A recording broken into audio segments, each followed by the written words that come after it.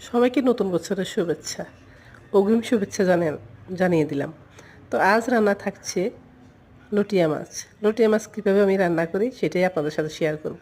তো প্রথমে থাকছে লটিয়া মাছের সঙ্গে 3টা নতুন আলু, 3টা টমেটো, 3-4টা টমেটো, আর থাকছে কাঁচামরিচ, পেঁয়াজ, থাকছে সয়াবিন তেল, ধনেপাতা, একদম দেশি ধনেপাতা যেটা সেটা, আর থাকছে হলুদের গুঁড়ো, মরিচের গুঁড়ো, লবণ, জিরের গুঁড়ো এবং আমার পছন্দের আদা রসুন পেস্ট।